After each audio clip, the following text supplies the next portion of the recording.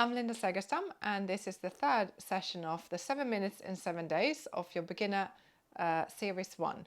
So we're going to start lying down today. So you're going to place yourself down, pushing the hands into the floor, shoulders, elbows, everything into your relaxation position, and then find your neutral spine. So today we're going to do shoulders first. So I'm going to start with shoulder drops. So we're going to bring the arms up towards the ceiling, and then we're going to let the shoulders drop a little bit, but we're going to do a melt in a moment. So we're going to bring the fingertips up towards the ceiling, and then we're going to melt the shoulders down into the floor. So even though it's called a drop, we just place the shoulders down into the floor. So we bring the fingertips up towards the ceiling, and then placing the shoulders back into the floor. So as you reach up, you can feel the neck muscles are involved. We got the back, we got the chest as well.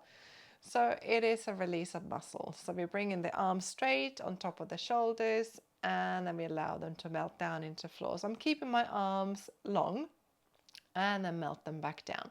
One more as we reach up, and then we melt the shoulders down, and then coming into circles. So the palms are facing towards the knees. I'm going to start by taking the palms and arms down towards the floor. We're going to take them out to the side, and I'm going to turn the palms when we get to about shoulder level, and then bringing the arms up and above, and then take them back again. Now the position of your arms will depend on how much flexibility you have in your shoulder girdle. So you might find that you're not letting the arms go too far back when you take them behind you. And that's okay, because we're just trying to create more space. So I'm keeping my arms a little bit higher and then placing them down into floor. When you get more flexibility, you can take the arms and hover them just a little bit less off the floor, and then place them back down again. Now change direction. So we push the arms up first, taking them back behind, and then open up the chest. Turn the palms to get to your shoulders, and then we lift back up again. So lift, reach, arms out to the side, start rotating the hands as you get to your shoulders, and then we lift back up again. Now coming into the next exercise, which is your knee fold. So we got the spine in neutral, small gap under the back, the rib cage is pulling down a bit, the hips are level, and a small cushion if you need to, if you feel your chin is too far back, and arms down by your side, and then we start lifting one leg up and then placing it down. Now, what the challenge is for this exercise is keeping your shoulders relaxed and also keeping the hips still, so they're not rocking side to side as we lift the leg up towards the ceiling. So I'm keeping the angle of my knee and then folding the knee in without this part of the spine changing position. So that is the challenge, that is the exercise. So we lift up, keeping everything still around the hip, and then lift. And then make sure you breathe naturally again. Don't hold your breath in any of these exercises. Okay, so we do one more, both sides, and then we come into spine curl. Spine curl is a lovely exercise for spinal mobility. So we're going to start by now coming out of your neutral, which means we're going to turn the hip slightly towards the face. And then we're going to lift the hip off the floor. You can use your arms if you haven't got the strength yet, and then push up either half the way or 3/4, a little bit higher. And then we're just going to roll down to the spine again. So same way we went, and come back to neutral, small gap. So we turn the hip, lift the tailbone, pushing up, pushing the weight towards your feet, and then roll back down to the spine. So you can see I'm not coming up very high for now. I'm just trying to find space. And then turn the hip towards you, lift. So this is also an exercise that we'll keep developing as we get along. And then roll back down into the floor. Now breathing does help here. So I'm going to breathe out to lift. I'm going to hold and breathe in. And I'm going to breathe out to soften the chest to come back down into the floor again. Good. And now we're going to combine those two exercises. So the knee fold with your spine curl. So we start lifting up first, pushing the knees away. I'm going to lift a bit higher now, if you feel comfortable with that. And then we roll back down into the floor, lifting one knee.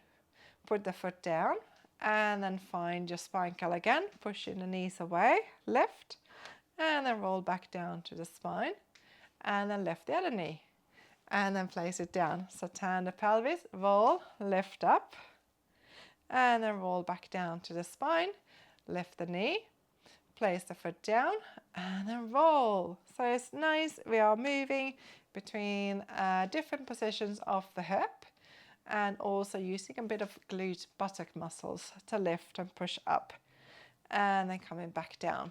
So just do one more both sides and then roll, pushing up, lift, and then roll back down and then lift the leg, place it back down and then we roll and just hold one more time and then breathe in and then breathe out to come down all the way to the spine. Now we're going to come up to seated. So you're going to roll the knees to the side, push up, lift, and then come back into seated position and then coming back to your arm circles.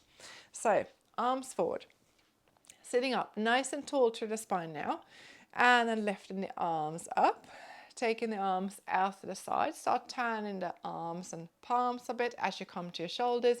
So this circle now depends on how much mobility you have in your shoulders.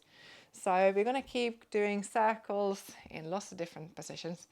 So for now, just lift, open up the chest, and then take the arm slightly behind, and then lift up again. And then we go the other way. So we push down, and then start turning, lift, pushing the palms down and behind, and then lift. One more time. And then we go back again to the floor to do our exercises there. So we're taking the arms forward, come onto your side again, roll, knees, hand, shoulder, and then come back in position. And then we go back into a shoulder drop. So we lift the arms straight up towards the ceiling.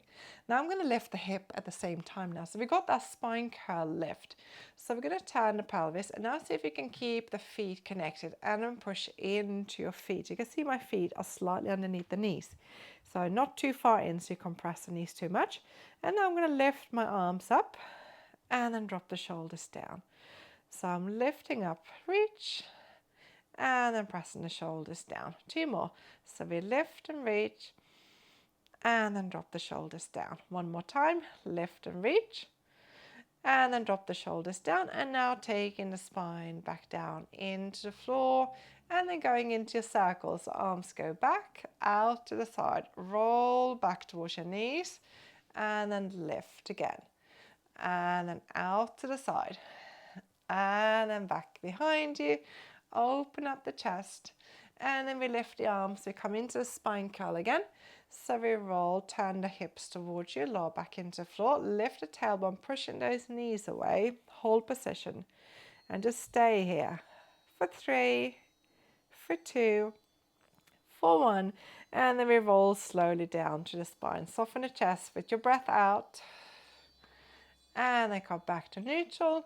Bring the arms and elbows back, roll your knees out, lift, and then push back to a seated position.